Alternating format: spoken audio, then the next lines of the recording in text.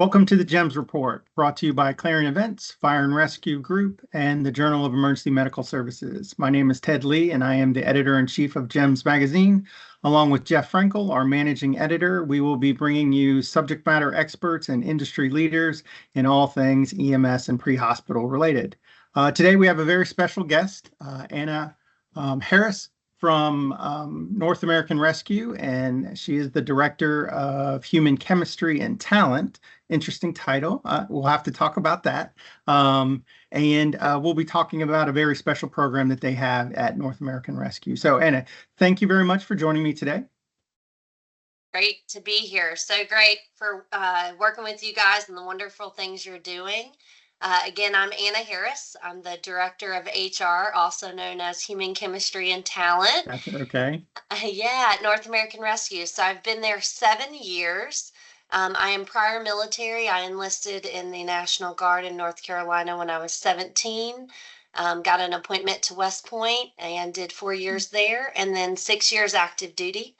When I got out of the military, I transitioned to a different job. The average person stays in their first role outside the military for a year in their first job. So I was right there at that mark. I was at 11 months and then transitioned over to be the Director of HR at North American Rescue, and has been such a blessing to be part of such a good company.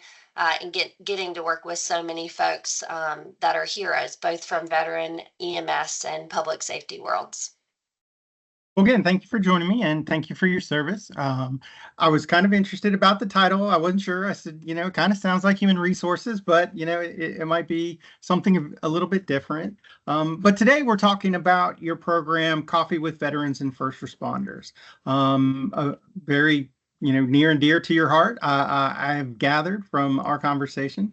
So why don't you give the audience a little bit of background about what that program is, and kind of how it started?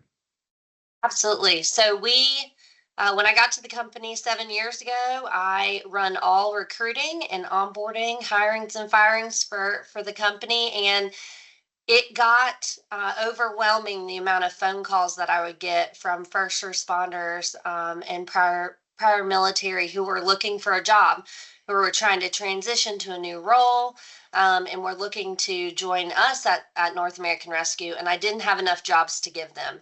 Luckily, we have pretty low turnover. And so I was saying no to a lot of really qualified, wonderful people that that was tough to say no all the time. And so I turned around and went to the community and I said, hey, what's out there? Where can I lead these folks? What resources can I give them? And I got a lot of pushback. I got a lot of, hey, we do one time a year, different types of job fairs and different events, but nothing that's consistent, nothing that was every month, nothing that I could lead them to and know that they were going to get help. And so I had someone in the community challenge me and say, hey, we need it. Why don't you provide it? And so we started Coffee with Veterans. Initially, it was only Coffee with Veterans. And so we started in August of 2019.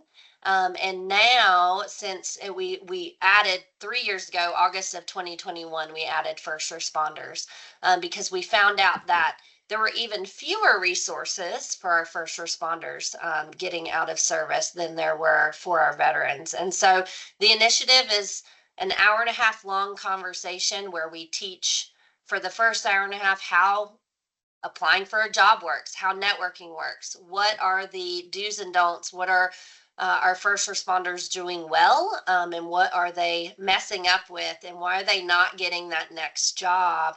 And then we spend the second hour and a half where community leaders and companies from all over the upstate of South Carolina come and do in-person networking. So they get to take the tools they learned in the class and immediately put it into action.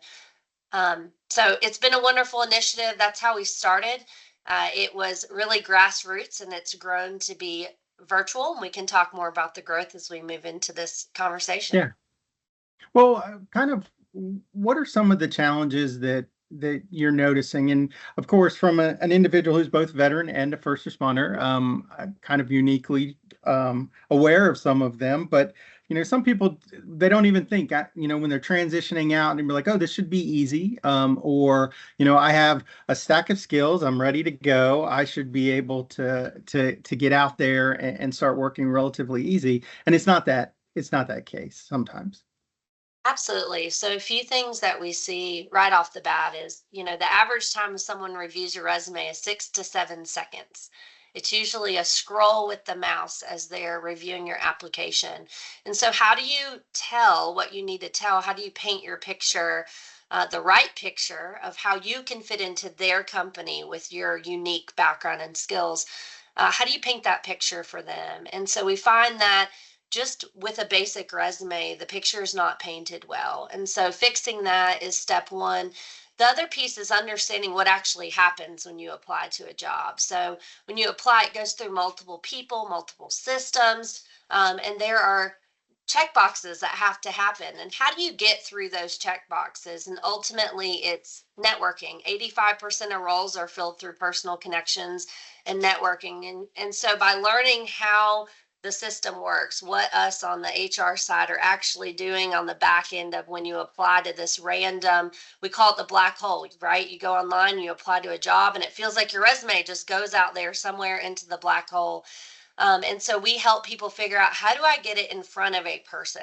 What steps does it take to actually get someone to be able to take 6 to 7 seconds to read my resume? And so the number one thing that people don't understand, my veterans and first responders, they apply to a lot of jobs, but they're not focusing their efforts on talking to people, to networking, to getting into their resume into the right hands. And so by helping them understand and focus on that process, we're able to see a lot better statistics on, getting jobs or getting interviews. Once I can get a veteran or first responder an interview, it's usually pretty easy to get them a job. They're usually a top contender, but it's getting the interview, it's moving them into that process.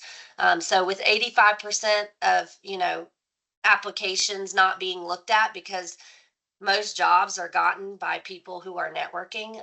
Someone knows someone, and that is what we want to help teach and help them implement in their daily search for their next career. So, digging in a little bit into the program itself. Okay, so how or what's the process of kind of getting involved, and then, how do you make this possible? You said, and you alluded to this a little bit earlier with virtual opportunities as well. So you don't have to be local, North Carolina, South Carolina, to be part of this. Absolutely. So we started grassroots. I wanted to get all the kinks out before we went Right. virtual, and brought in hundreds of others each month as we have expanded the program. But you can virtually join us on Eventbrite. So Eventbrite, you can go on and register for any of our events, both in person or at either of our sites, or at using a virtual link. And so if you want to be if you need the help, if you are a first responder or veteran and you would like some to actually join us, you can buy that ticket. It's free. So you purchase the ticket through Eventbrite. It's free for anyone, both people that are first responders or veterans, and community leaders, companies.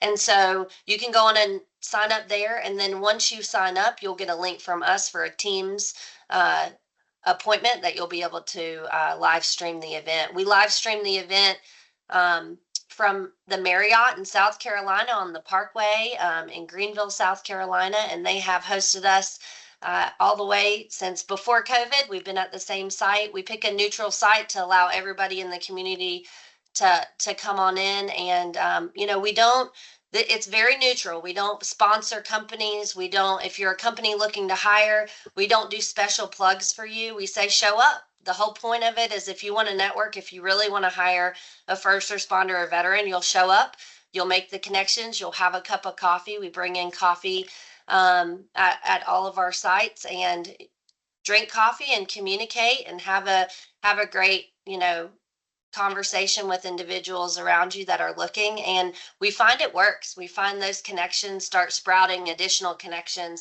which ultimately help people land that next gig. But it's getting the ball rolling. It's getting them actually networking, actually talking. We have everyone, once we start the networking piece, give a 30-second spiel about themselves, their 30-second elevator pitch. And you'd be surprised how many people are shaking during that process, because to give your 30-second pitch, how do I tell everything about myself in 30 seconds, and have somebody interested in wanting to talk to me? So it's a great event. But you can join us virtually. We started virtual right about 3 years ago when we kicked off the first responder portion as well. And so if you have issues, or if you have issues and you're looking for something and you need a jump start to get the knowledge going and how to do this all, join us virtually. You can hop on with us, and then we can do a one-on-one after that if you need additional help. So when are these offered? What's the schedule for these? Yeah, so we offer them once a month, every month for 5 years. And so sometimes we'll take off December depending on everybody's schedules, but every month it's a Friday and it's from 9 to 12. The dates do change a little just based on holidays. We work around different holiday schedules. So again, that can be found on Eventbrite. Our next event is coming up in November. And so I think November 14th, but I'll have to get back to you on the exact information for that one. So you've mentioned that this was kind of a grassroots effort, and you were growing it, and it started to expand. So, what has that been? Kind of discuss the growth of the program, and kind of where it came from, this kind of idea that you had into this full-blown event. Yeah, so it started on our North American Rescue Warehouse. I had two veterans show up the first meeting, and I had probably 25 community leaders. So you talk about giving them a lot of love. It's a lot of love. So they each actually landed a job that month, which was a huge bonus to how great the event went. But from then we have slowly grown. It's been, again, grassroots. We have around 20 to 40, depending on the month. You see ebbs and flows in hiring. A lot of hiring happens in March, April, May. That's when a lot of things kick off. And hiring does slow quite around the holidays, Thanksgiving and Christmas. And so each month is different. We have between 20 and 40 veterans online, and first responders, that show up in person.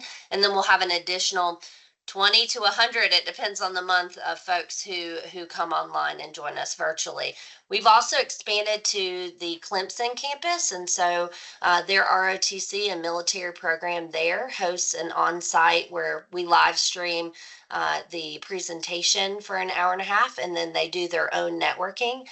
They're about an hour and some change from our office, and so networking is different where they're located, and they have a unique, being a college, they have a unique group of veterans and first responders. And so they have started that program on Clemson, and we're in communications with some other colleges who need something like this, that are looking into how we can expand there. So if there's a site, if there's a group that wants to do this at a VFW, at a local community center that has the need, it's a very easy model to be able to regenerate in other locations. And so we have that model. It's tried and true. We've been doing it for 5 years, and we can happily give that model to someone else. This is a free initiative. We started as completely give back. We don't accept a dime for it, and we want that to be maintained as we grow this throughout the community and hopefully across the United States. That's great. And you started to touch on a couple points for my next question about, what does the future hold, for this? What do you see, at least, your part, or, your section of the program? Because again, once you expand it and somebody else kind of does their model, then it's kind of, okay, well, then that's theirs. It's no longer really yours. So, what are you planning to do in the future of your Coffee with Veterans and First Responders? Yeah, so this is a very small part of my day-to-day job, of course. And so we have built a model that can be transplanted in other locations. And we do have some specifics on how that would go, because remaking something and adding your own twist can sometimes change the mission and outcome of the program. And so it is expandable. We're working with different partners to see who would be the right individuals to help start those groups in other places. And North American Rescue has loved this initiative from day one and wants it to grow as long as it's done right. And done with the right intent. And the right intent is a free service to provide first responders and military with a way to gain knowledge and the ability to know how to do it, know what's going on when they apply for a job, and actually how to get that next career move, whether it's straight out of service or whether it's their 15th job since they've been a civilian. We help everyone. And so any civilian or any prior military or hero gets that service. And so we would love to continue to grow it as long as it makes sense and as long as it maintains purity for what we all care about, which is taking care of our heroes. Well, that's great. So a little bit about the successes you had. You mentioned your first one only had 2 veterans show up and quite a few opportunities for them, and they were successful. What other accolades can you give to the group?